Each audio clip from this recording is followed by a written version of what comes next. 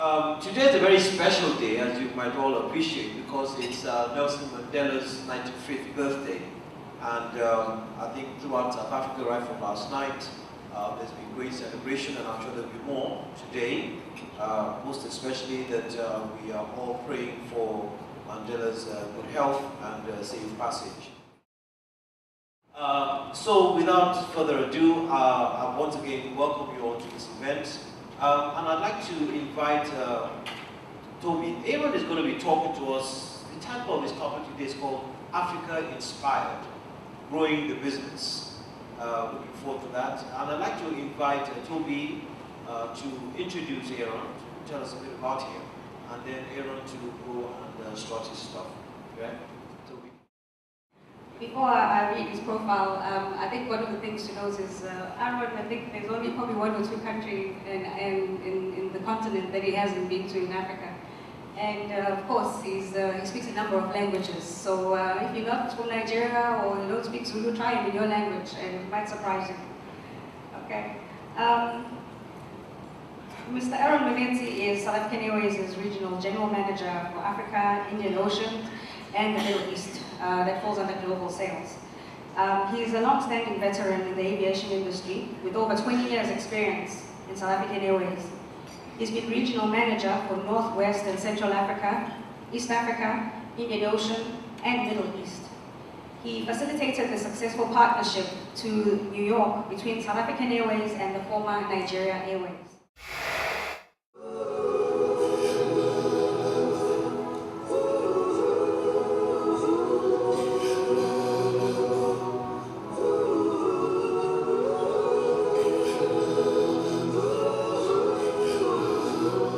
South Africa, a country known for its colorful landscapes and warm heart. A land that's overcome its yesterday and said yes to a new tomorrow.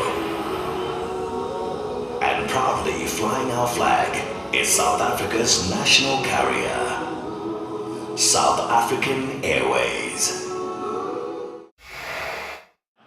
In the 20th century, well, the Americans took off and they said, we're going to put a man on the moon. 1967, a person was on the moon. Wow, Americans were doing great things. And 21st century, the Asian tigers took over. They are the ones that actually revolutionized the way business is done.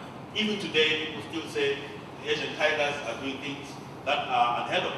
Look at Malaysia, look at Singapore, look at China. Now, for me, the real issue is Africa is where it's happening. With a population of 1.2 billion, of which 35% are under the age of 18, there is no way you can go wrong in terms of the working population. With resources that are still down there, we don't even know they are there, with resources that are not even heard of, still down there, with a continent that is now coming alive in terms of democratization and so forth, we are ahead of everybody else. And I always tell people that, you know what, I don't even want us to compare Africa with the Asian tigers. Because there are no tigers in Africa. Did you know that? There are no tigers in Africa. Tigers cannot survive here. Lions will chew them for breakfast. I want to thank you for acknowledging and recognizing that we are the leading airline in Africa and one of the leading airlines in the world. My personal view is that there is definitely room for national carriers. What we have done as South African Airways is we work very closely with our shareholder. As you are aware, we are still owned 100% by the government, but we have a parent ministry called the Ministry of Department of Public Enterprises.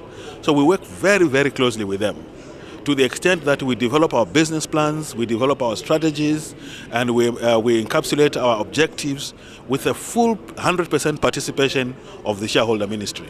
And I think every country in Africa should aim to do the same thing. They must make sure that the shareholders, be they government or be they partly government, or even if it is public-private partnerships, they must make sure that, number one, the objectives are clearly stipulated within the strategy that has been set for them.